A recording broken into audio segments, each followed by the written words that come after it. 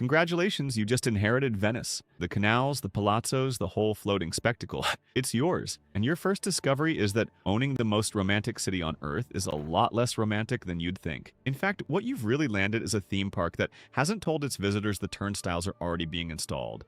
We're going to walk through 4 surprises waiting in your new asset. A €5 gate fee that's actually crowd control, a gondola cartel you can't touch, a €6 billion flood barrier, and a cruise ship ban that sounds green but really saves the marble. And by the end, we'll talk about how far you can really take this, if you don't mind the locals fleeing en masse. So before you can count a single euro of profit, let's look at what you actually just got handed. You now hold title to a city sitting on wooden pilings driven into mud roughly 1,600 years ago, saltwater, stone palaces on ancient timber, and roughly 20 million visitors a year trampling the marble. The place is literally sinking, and the bill to keep the doors open is monstrous. The MOSE flood barrier alone cost around €6 billion. Dredging the canals never stops. Maintaining the palazzo never stops. Most of your workforce now commutes from the mainland, which adds a whole logistical headache. Before you make a cent, you have to understand that your new asset is a golden goose built on rotting wood. And the first rule is don't let it dissolve while people are paying to look at it. Now, with the terrifying overhead out of the way, let's talk about where your money actually comes from. Starting in 2024, Venice rolled out QR code scanners at the train station and bus terminal, with wardens doing random checks. Day trippers pay €5 on a regular peak day, €10 on the highest demand days, but only on the 60 worst crush days a year. If you run the numbers, 1 million day trippers paying gate fees generates trivial money next to the billions in total tourism. Spending flooding through your hotels, restaurants, museums, and designer shops. The gate is the velvet rope out front. Your real money is what happens after they walk through. You charge the ticket so the peak doesn't physically crush the asset and degrade the experience for everyone else. It's crowd management dressed as a fee. But here's the hidden economic sharp end. That €5 charge isn't really about collecting a few euros. It's a filter designed to discourage the lowest value visitors before they even set foot in a trattoria. A day tripper might drop €50 on a slice of pizza, a magnet, and a spritz. An overnight guest, by contrast, easily spends €400 or more across a hotel, dinner, museum tickets, and a gondola ride. Do the quick owner math, one overnight visitor is worth around 8 day trippers in profit. Every peak day gate fee, and every restricted entry calendar, every eye-watering mainland car park you allow, they're all quietly hostile to the budget crowd, nudging the visitor mix toward the high-spending guest who stays, eats, and sleeps inside the machine. You are running a profitability filter before a single espresso is poured, and that's the real play. All that preservation machinery, the barriers, the scanning choke points, the mooring restrictions, is just overhead on a wide-open revenue stream.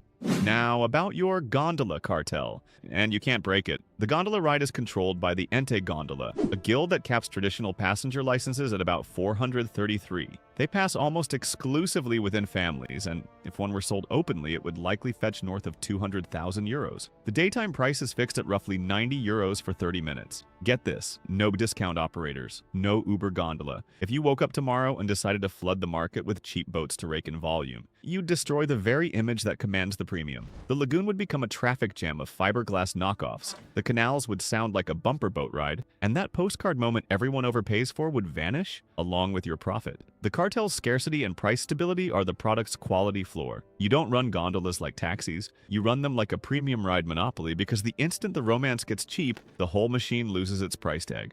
But while the gondola is your velvet rope premium ride, there's another water fleet you own that operates on a completely different logic. And it's a captive audience cash machine. The Vaporetto, Venice's public water bus, is the only practical way to cross the Grand Canal. And as the owner, you hold a positional monopoly on movement. A single ticket for a visitor costs about €950. A Venetian with a resident card pays roughly €150 per trip. The boats are legendarily overcrowded, but tourists can't opt out. The alternative is walking in circles for an hour. So the squeeze is baked right into the fare structure. And there are obvious upsells to exploit. Add a €15 priority boarding lane at busy stops so a visitor can skip the scrum, or convert a couple of routes into scenic express lines with €25 fares and guaranteed seats. The tourists will grumble, but they'll pay every time because you own the only wheels that don't get wet. So you've got the gondola premium and the Vaporetto volume, two sides of the same wet coin.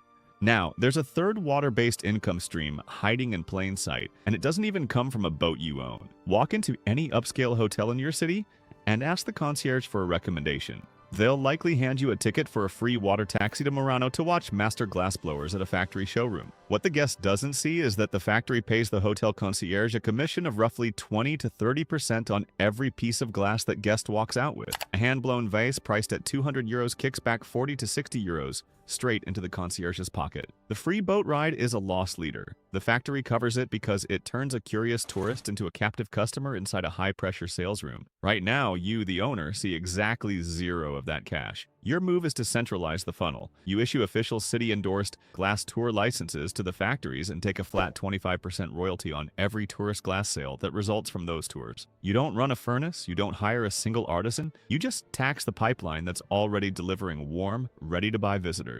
That's a pure margin stream flowing through a channel the postcard never shows, and you just rerouted it into your own ledger.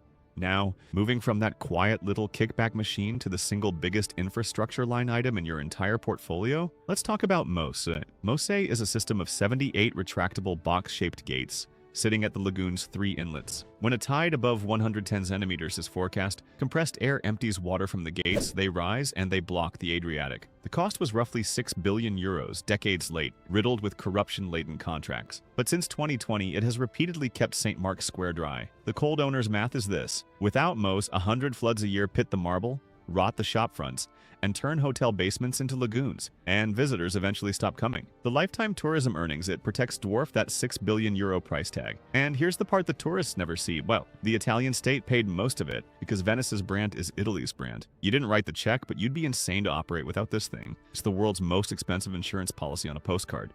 Next, the cruise ships. The vivid tipping point was June 2019, when a cruise ship rammed a tourist boat on the Giudecca Canal. But the bigger, quieter threat was always wake erosion. So now, ships over 25,000 tons are banned from the historic basin. They dock at the industrial port of Marghera, and passengers are shuttled in. Here's how to think about it. If you inherited a cobblestone palace, you wouldn't let 18-wheelers circle its foundations every day. You'd route them to the service entrance. The passengers still arrive and still spend in the city. You've just decoupled the massive delivery vehicle from the delicate asset. You lose nothing in revenue. You save the marble and the pilings. But protecting the marble is only half the battle. There's a much less romantic line item you're stuck with, and it's something the tour guides never mention. Venice runs on a medieval sanitation model. There is no citywide sewage system. Wastewater from your hotels, restaurants, and homes goes straight into the canals, and the entire operation relies on the tide flushing itself clean twice a day. During low tide or in the stagnant back canals, the smell of raw sewage occasionally rises up between the palazzos. You, as the owner, spend enormous sums simply managing this invisible horror. Vacuum boats that suck floating refuse, constant dredging to remove the organic sludge that accumulates on the canal beds, and a network of public toilets that charge tourists 150 euros a visit because running plumbing in a sinking city is absurdly expensive. You are essentially running a luxury attraction on top of an open sewer, and keeping that fact invisible is one of your largest, least glamorous overhead items. So you're spending a fortune to keep the place from smelling like a sewer, and it all stays out of sight. Now get this, your city has more tourist beds than residents. The permanent population collapsed from over 170,000 in the 1950s to around 49,000 today. Hotels, Airbnbs, B&Bs, they now outnumber the locals. As the owner, this is a labor problem. But it's also a product problem. If the place becomes a pure film set with zero actual Venetians, the premium wobbles. The gondolier has to look like he belongs here, not like a guy who commuted from the mainland for a shift. That's why Venice tinkers with short-term rental restrictions. It's brand preservation. You need just enough living Venice to keep the illusion saleable. And that leads straight into the quiet danger underneath your entire operation. All your preservation moves, the floodgates, the cruise ban, the crowd tickets, the rental restrictions, they protect the asset, but they also accelerate the transformation from a living city into a museum. The more perfectly you preserve Venice, the more you risk turning it into a Disney ride with a lagoon. If the pendulum swings too far, word of mouth shifts from magical and alive to artificial and crowded theme park, and the premium erodes. Your biggest threat is the moment a visitor looks around and realizes nobody actually lives here anymore, and the gondolier is checking his phone for a bus schedule back to Mestre. Your entire business model works only as long as visitors believe they're in a real city, and you have to keep that belief alive while systematically turning it into a ticketed attraction.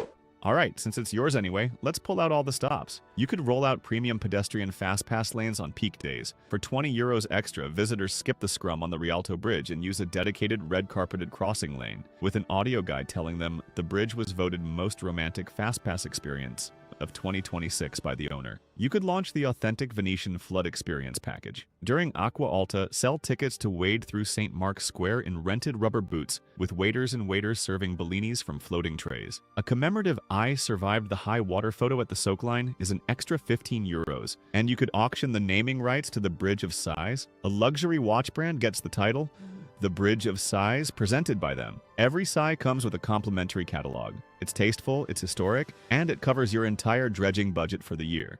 After all, you inherited a brand that happens to float. So keep the pumps running, keep the gondolas scarce, and if you have to, sell the Bridge of Sighs to a Swiss watchmaker. The postcard stays priceless either way.